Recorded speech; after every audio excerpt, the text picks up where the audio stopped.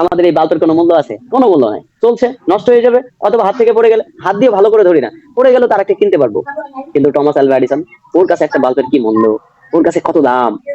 এইভাবে কিন্তু আমরা কোনো কিছু চিন্তা করি না। আজকে যত বছর বয়স কেন কাজ করবে, রিজন পাই না। বয়স মানে কবে করবো? আজকে বাংলাদেশের প্রেক্ষাপটে তো 30 ইয়ার্স না হলে এদের দামই দেয় না। কিন্তু আজকে ওই যে বাংলাদেশের বংশোদ্ভূত একটা ছেলে, আইজাক বাড়ি, 6 বছর বয়সে আজকে নিউটনের সূত্রই চেঞ্জ করে ফেলছে, এরকম অবস্থা।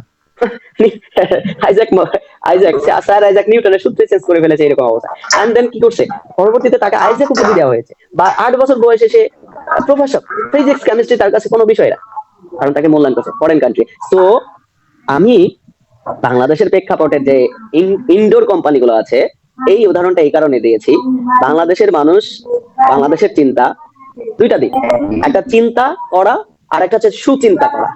তার মানে কি, বাংলাদেশের যারা নেটওয়ার্ক মার্কেটিং ইন্ডাস্ট্রি গড়ে তুলেছে এবং কি বিভিন্ন কোম্পানি বাংলাদেশে ঢুকেছে, আমার মনে হয় এদের কোম্পানির ম্যানেজিং ডিরেক্টর বা প্রতিষ্ঠাতাদের চিন্তা থাকতে পারে, খুব ভালো চিন্তা থাকতে পারে, বাট সুচিন্তার জায়গা থেকে আমি যতটুকু RF3 অর্জন মানে রিসার্চ করেছি, এই RF3 যে যিনি ফাউন্ডার আছেন, এই ফাউন্ডার আমার মনে হয় যে ওনার শুধু চিন্তা না, ওনার সুচিন্তা আছে আমার মনে হয়।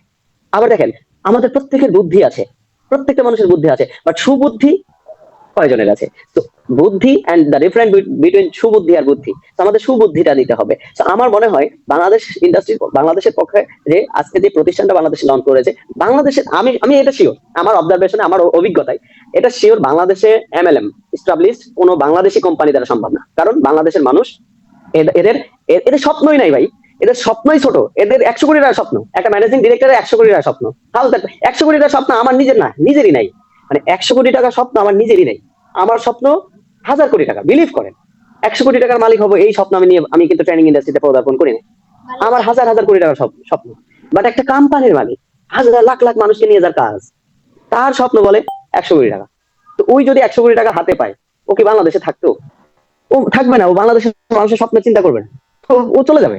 তো বাংলাদেশি মানুষের দ্বারা নেটওয়ার্ক মার্কেটিং ইন্ডাস্ট্রি এস্টাবলিশ করা পসিবল না, যদি করতে হয় বাইরের দেশ থেকে করতে হবে। তো বাইরের দেশের মানুষ আজকে বাংলাদেশের মানুষকে বুঝেছে, বাইরের দেশের মানুষ আজকে বাংলাদেশের প্রেক্ষাপট বুঝেছে। আজকে আমার আপনার কপাল ভালো যে বাইরের দেশের মানুষ আজকে সিদ্ধান্ত নিয়েছে আজকে বাংলাদেশের এই নেটওয়ার্ক মার্কেটিং ইন্ডাস্ট্রিটা ডেভেলপমেন্ট করবে, সেই ডেভেলপমেন্টের জন্য তারা আসতে চাচ্ছে এবং আসছে। তো আমাদের সহযোগিতা করে আজকে যদি ইন্ডাস্ট্রিটা আমরা ডেভেলপমেন্ট করতে পারি, এটা আমার জন্য ভালো। বিলিভ করেন, আমার যদি আল্লাহ যদি আমার একটা সন্তান দেয়, আমার সেই সন্তানকে আমি ইন ফিউচারে নেটওয়ার্ক মার্কেটিং ইন্ডাস্ট্রিতে নিয়ে আসবো, আমি নিয়ে আসবো, বিকজ অফ আমি জানি এটা মজাটা কি। আমি নিজেও বিগত দিনে নেটওয়ার্ক মার্কেটিং করেছি, আজকে আমি হুটহাট করে ট্রেনার হই নাই।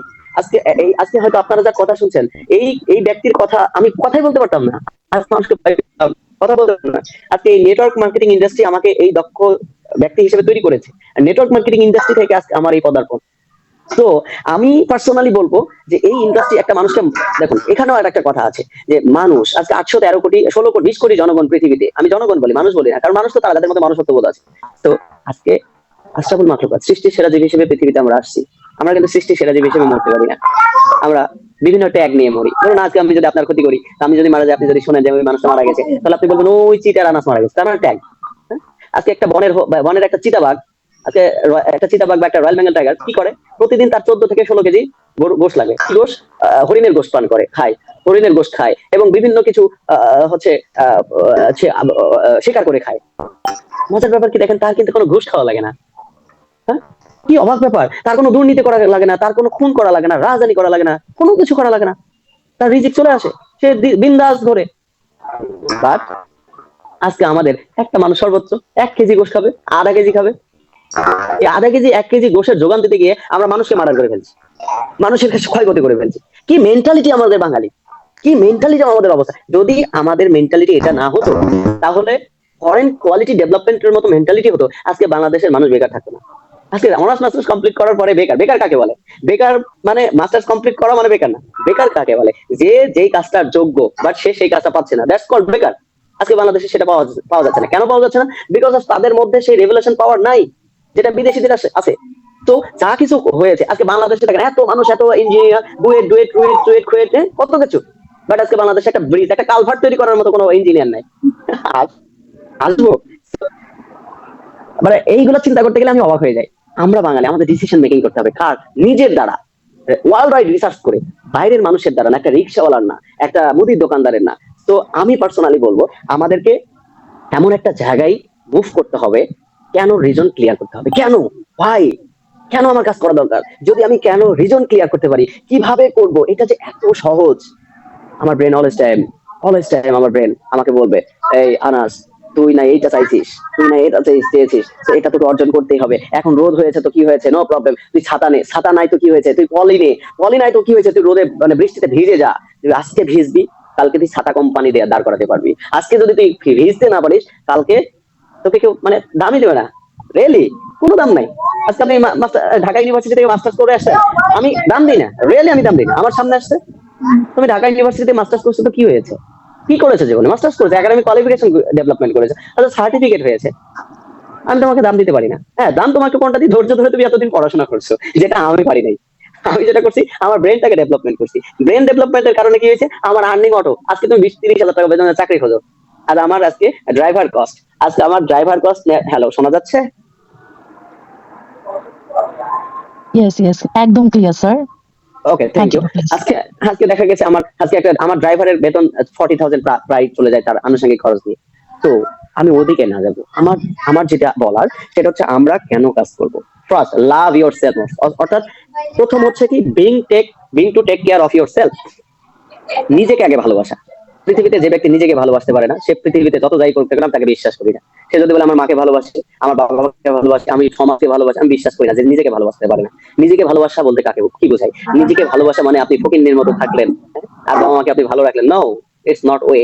নিজেকে ভালোবাসতে গেলে আগে আপনাকে কি করতে হবে, ব্র্যান্ড হতে হবে। আর ব্র্যান্ড মানে কি, ব্র্যান্ড হচ্ছে পার্সোনাল এন্ড পার্সোনালিটি থেকে আসে। এন্ড পার্সোনাল আর পার্সোনালিটি কি, এটা আরো ডিপ থিওরি, ওইদিকে আমি না যাবো। আমি যেদিকে আসি সেটা হচ্ছে কি, প্রথম লাভ ইয়োর সেলফ মোস্ট, নিজেকে আগে ভালোবাসতে হবে। এখন নিজেকে ভালোবাসতে হলে কি লাগে, নিজেকে ভালোবাসতে হলে ভালো ভালো জিনিস দিতে হয়। আচ্ছা ফিল করুন, 60 বছরের জীবন, 15 বছর ঘুমিয়ে কাটাইছেন, 2 বছর ওয়াশরুমে, আর 2 বছর ফেসবুকে, আর 26 বছর অনার্স, 17 বছর লাগে মাস্টার শেষ করতে, 10 বছরে এসএসসি, মানে 10 বছর এসএসসি, 2 বছর অনার্স, সরি 2 বছর ইন্টারমিডিয়েট, 4 বছর অনার্স, 1 বছর মাস্টার্স, হ্যাঁ 17 বছর লাগে পড়াশোনা শেষ করতে।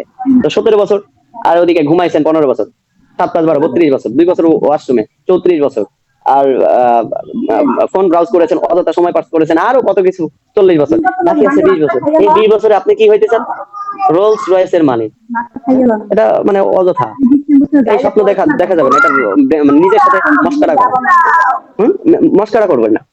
এই 20 বছরের মধ্যে আমাদের কত কিছু স্বপ্ন, কিন্তু এদিকে বয়স 30 বছর হয়ে গেছে। গোল্ডেন পিরিয়ড কাকে বলে, 20 থেকে 30, এই মাঝের 10 বছর হচ্ছে গোল্ডেন পিরিয়ড। এই 10 বছরে যত পারো আর্নিং করে নাও, পরের বছর বসে খাও।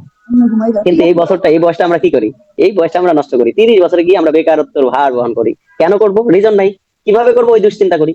তো কেন করব, কেন ভালোবাসতে হবে নিজেকে, লাভ ইয়োর সেলফ। কিভাবে ভালোবাসতে হবে, ব্র্যান্ডেড জিনিস ইউজ করা শিখতে হবে, নিজের কাছ থেকে, নিজে থেকে ব্র্যান্ড, অর্থাৎ আপনি নিজেকে ভালোবাসবেন। 20 বছর এই দুনিয়া চোখ বন্ধ করলে পরবর্তীতে আল্লাহ সুবহানাহু ওয়া তাআলা কাকে কিভাবে রাখবেন, কিভাবে দেবেন, কি করবেন, সেটা কিন্তু সৃষ্টিকর্তা ভালো জানেন।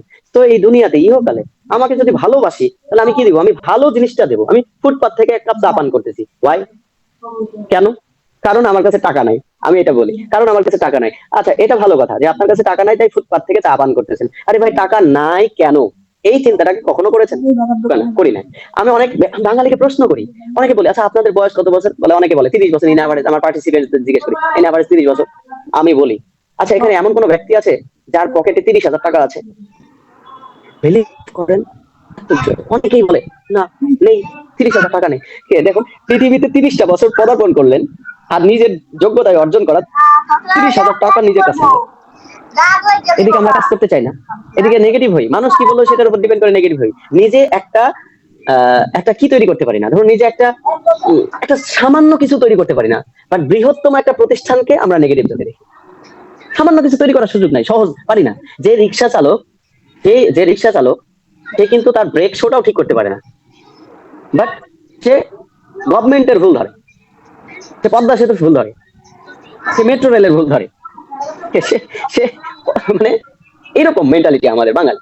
তো আমি বলবো মানুষের কথায় না কান দিয়ে নিজের জিনিসটা, নিজের অবস্থানটাকে আগে ঠিক করি। এখন নিজের অবস্থান কখন ঠিক হবে, যদি আপনি নিজেকে ভালোবাসেন। আর নিজেকে কখন ভালোবাসতে পারবেন, ইমপ্রুভমেন্ট হবে যখন আপনি নিজেকে কিছু গিফট করবেন, নিজেকে যখন কোনো কিছু দেবেন।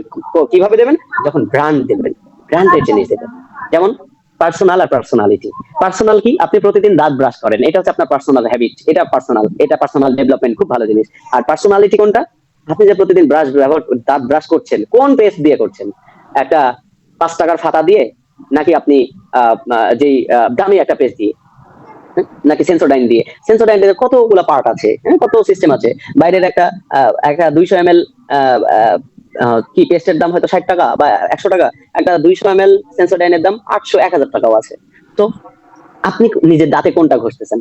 আপনি আপনার নিজের দাঁতের ভিতরে কোনটা দিচ্ছেন?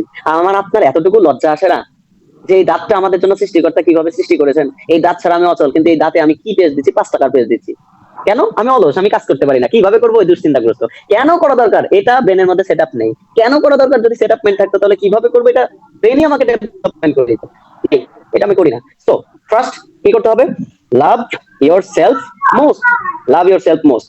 এখন দেখুন, আমরা আরেকটা জিনিস হচ্ছে, কেন কেন আমাদের কাজ করা দরকার, ডিসিশন খুব দ্রুত কেন নেওয়া দরকার?